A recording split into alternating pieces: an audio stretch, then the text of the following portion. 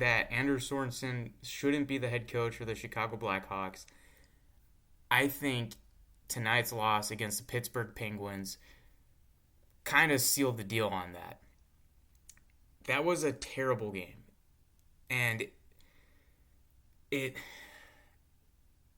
sucks that, like, this is the intro, right? Like, I mean, welcome to the show, I guess. This is Eat the Hatchet. I'm Steve, your host. But, man, that was brutal. And it sucks because, I was having a Monday, right? Even though it's Tuesday. I've been having Mondays for the past week at work. And yeah, I said that it's Tuesday, but I was looking forward to two bad hockey teams playing fun, sloppy hockey. This is what we saw on Sunday. The same two teams, right? And I knew there was something fishy going into this because looking at the lineup, Sorensen didn't change anything.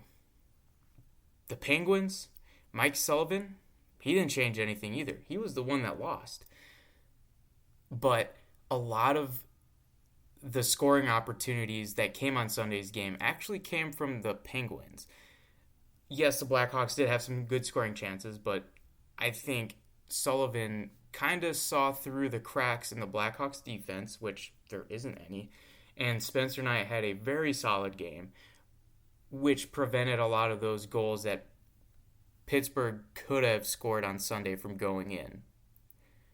Like I said in my game preview at ontapsportsnet.com, Malkin's line against Frank Nazar had about I want to say it was like an 83% expected goal share on Sunday.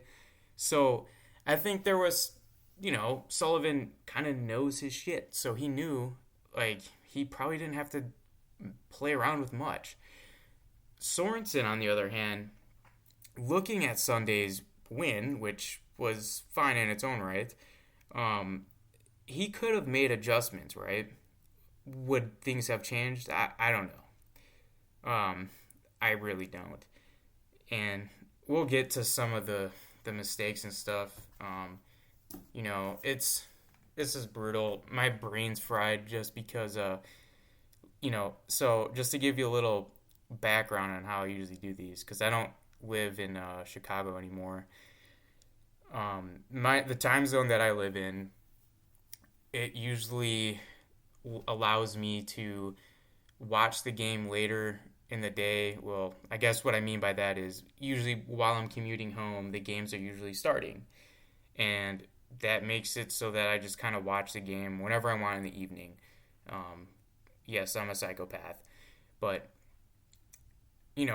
sometimes, most of the time, I'll listen to the WGN radio feed while I'm driving home, which is awesome. I can get that on an app.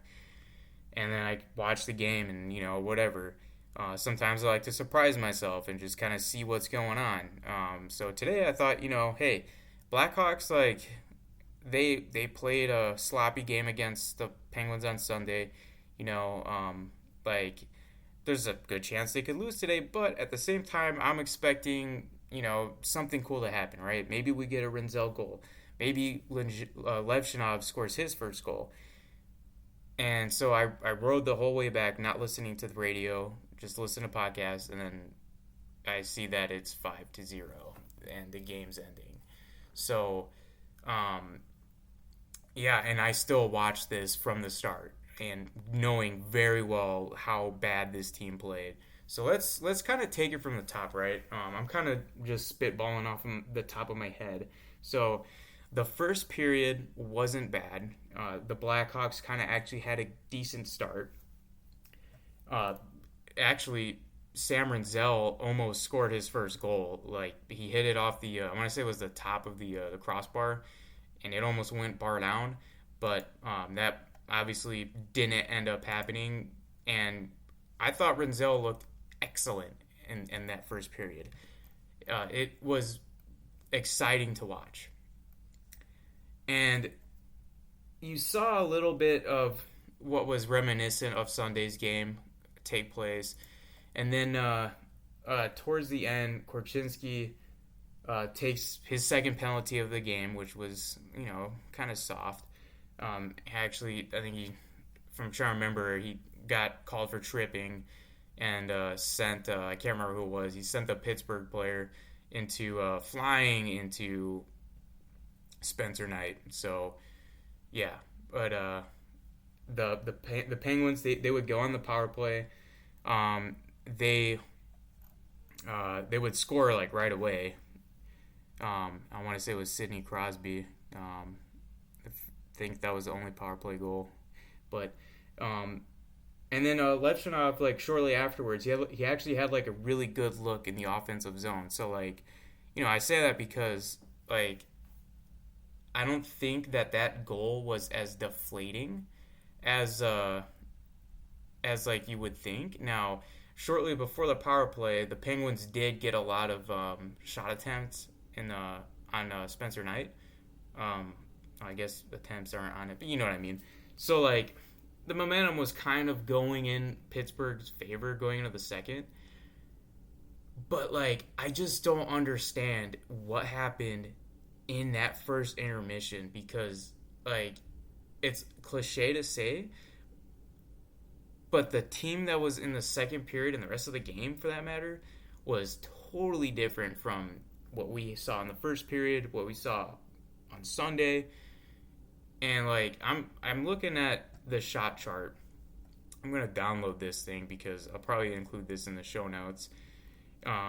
You see, like the Blackhawks were kind of like the bar is going in the Hawks' favor, and then the second period it's all Penguins. So the Blackhawks in the first period, they owned 57% of shot attempts. Right, they had 20 shot attempts to the Penguins 15. And that's 5-on-5, right? Not counting the power play, penalty kill, any of that. They owned 55% of the actual shots on goal, and they owned 58% of the expected goals. So that tells me, like the Blackhawks were kind of playing better than the Penguins, and they were, right? At 5-on-5, they were outshooting them 11-9. Then the second period happens, and then the Corsi, which is the shot attempt percentage, that goes from the Blackhawks having a 57 in the first to them having a 31% Corsi. Their expected goal share went from a 58% in the first to a 16% in the second period. There have been numerous times this season where I see stats that are eye-popping, and I think there's no way that that's the worst that I've seen it. And I'm pretty sure that this isn't, right? And the fact that I might want to have to fact check this is kind of like telling of this team. But a 16% is horrible. That's bad. And it sucks, man. You want to see these kids go out there and just kind of play their heart out. And you see, like, the veteran players just not really caring. They don't have that drive. They don't want to, like, it doesn't look like they want to be out there. And it just kind of leaks into the team. So I don't know if there was something that was said or that wasn't said. And, like, to be honest, like, talking about the rest of the on-ice stuff for the remainder of the game isn't really worth it.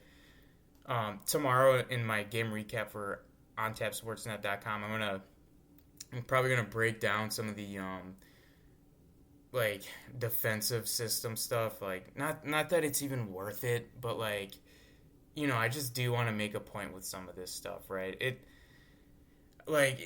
So I think this is not just like an inexperienced thing. It is, because you do see it. You saw it from Artem Levchinov. He did make a turnover, which led to a goal.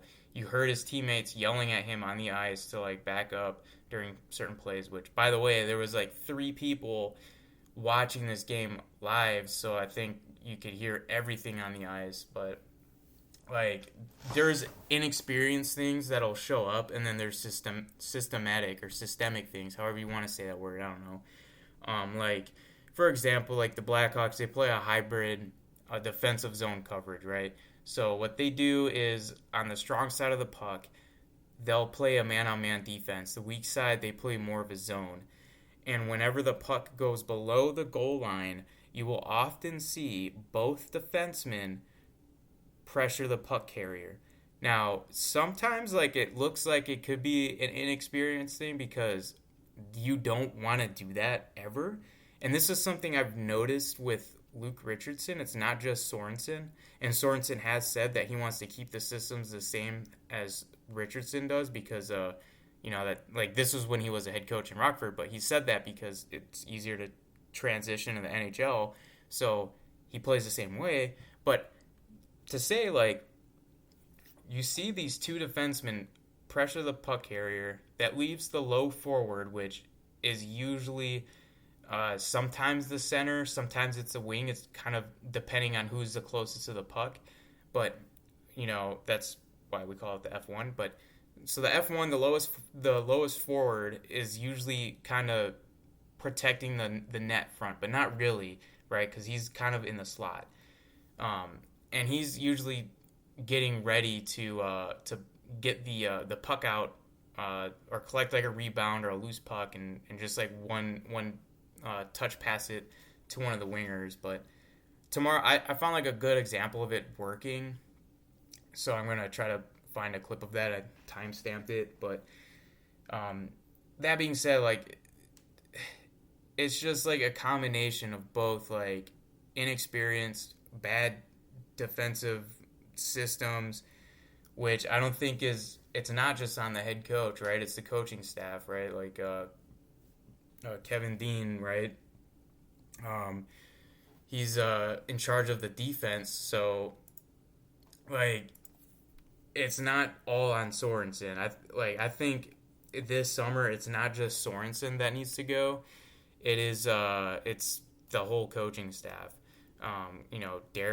Derek King. Like, geez, I'm just butchering up all these names tonight. I'm tired, but it's tiring, man. Like, and like with Sorensen, he doesn't look like he cares out there. I don't recall a timeout. Now, you might be thinking like, dude, what in the hell is a timeout going to do? Like, why are you going to call a timeout when it's like you're down 4-0? This was before the fifth goal was scored because that was at the end of the game. Well, one, in the second period, you could call a timeout to wake them the fuck up, right? Like, hey, wake up, get your heads out of your ass, get on the ice, and start playing. We don't ever see that. It's just him with his coaching staff just chilling with their hands in their pockets. And it's frustrating. Like, there's no fire. And that's what I've been saying is, like, that kind of stuff leaks down. And it's hard, right? Because, like, it's the end of the season, so none of this stuff matters. None of these points matter. Like, it's all about just trying stuff, right? Like, I'll get to that in a second, but, like, like we saw Oliver Moore playing with Connor Bedard. Like, I would have liked to see that change made before the game. Not because I think Moore is going to be a top 6 player in the future. He could be. I think that's his ceiling, but more realistically, he's a third-line player. But, like, why not try that, right? So to try that, change that mid-game, it's just the same shit where it's Sorensen just throwing shit on a wall just to see what sticks. There's no rhyme or reason to it. And, like, when I say, like, just to try stuff, my guy, be more aggressive with stuff. Like, you don't have to change everything, right? Like, I don't, like, it's hard because there's not really, like, a system to how he's playing or coaching this team. But, like, sure, got it. You don't want to change up the defensive zone coverage because that can lead to a lot of confusion. But, like, you can at least change out your forecheck because they're 1-2-2 and they're 2-1-2. When they both use both of those forechecks, they rarely get aggressive with the puck. And when they're down by a lot, at this point, it's just Sorensen telling his guys to stop the bleeding, right? Dump the puck, have one forechecker go in there, wave his stick, and there's zero pressure, and it's hard, right? It's mentally draining. Like me, a fan, to watch this on TV. So I don't know. It's like it's just yeah. And like the Blackhawks, the players, they had a player meeting afterwards, and they had a really long one and talked about something. I'm sure we'll hear about it if ever, which it's fine. It's not really our business. I mean, it kind of is, but I don't know. Yeah, I don't know. It's this one. I don't want to say it's a wash and like forget about it, but like at the same time, like it's not a wash. This is like this has to be not even a wake up call. Like you have to think that Kyle Davidson knows that Sorensen is not the answer, right? And I know like I'm probably like the only person kind of now, like I don't want to say fear mongering, but like kind of worried about like Sorensen being a thing. Like, just to be clear, I really don't think that's going to happen. But like, man, I hope he's watching this and like, yeah, this is not the coach for the next part of this rebuild. Yeah, I don't know. That was a bad loss. That was sloppy. It was disgusting. That's what we get. This is we got 4 games left. But yeah, so do some quick around the league stuff real quick. Just kind of looking. There's 10 games on tonight, so we got the Knights and Avs playing right now. Just look over some big games that I noticed. So the Canadians, they just beat the Red Wings 4-1, and if you didn't hear, they worked out a deal with the KHL, and it sounds like Ivan Demidov is going to be coming over and playing in the NHL this season. So they'll work something where he could play with the Canadians, and they'll make a playoff push with Demidov. So all of you Demidov fans from the last draft who wanted to see us get him instead of Levchinov, yeah, get ready to have your heart broken. So Panthers beat the Leafs 3-1. The Bruins crushed the Devils 7-2. The Blue Jackets beat the Senators 5-2. The Sens still end up clinching a playoff spot, so that is awesome. I want to see them do well in the playoffs. The Preds beat the Islanders 7-6, and what I would have thought is the most boring game in the world, but you get a ton of goals. And then the Canucks beat the Stars 6-5. They came back from an incredible 5-2 deficit with 1 minute left. They score 3 goals with 1 minute left to tie the game. 5-5. They go into OT, and the Canucks win the game. So that's incredible stuff. And there's been a lot of goals scored tonight because the Utah Hockey Club beat the Kraken 7-1. So speaking of the Kraken, they were on the receiving end of an amazing goal scored by Quinton Byfield of the LA Kings. I want to say it was last night or 2 nights ago. You're gonna just have to look this one up. He deflects a puck holding the stick with one hand and turns around and bats it in. So, yeah, I don't know if he batted it in, but still some cool stuff. Let's look at the standings and see what the playoff race is looking like. Things are kind of cooling down with the wild card races in the East and the West. We're kind of getting a pretty solid picture of what our teams are going to be in the playoffs. But right now it's just kind of figuring out where all the teams are going to like seed, right? Who are they going to be playing? So in the East, the only teams that haven't clinched a spot was the Devils and the Canadians. The Canadians have 87 points. They are trying to hold down the second wildcard spot. The New York Rangers, Red Wings, Islanders, and the Blue Jackets are all tied with 79 points. They're the next highest. And then, like I said, the Senators clinched the first wild card spot with 90 points. Over in the West, you have the Oilers, the Blues, and the Wild, who are currently in playoff positions that have not clinched. The Blues, that they just lost their 12-game winning streak, against they lost their last game to the Winnipeg Jets in a game that was a playoff preview. But the Blues finally lose one, and they're probably going to the playoffs because they have 93 points, and so does Edmonton. The Wild have 91 points, and the Calgary Flames are catching up a little bit with 87. I don't think the Flames are going to make it, but, hey, crazier things have happened. They are not mathematically eliminated yet. That's pretty much it for the standings. No news. If you want, you can stick around. I'm going to do some quick housekeeping. Otherwise, that's pretty much it for hockey-related stuff. But just quick housekeeping stuff for the show. Thanks for those of you who listen. Thanks for those of you who read my Substack. You can find most of my hockey content at ontapsportsnet.com.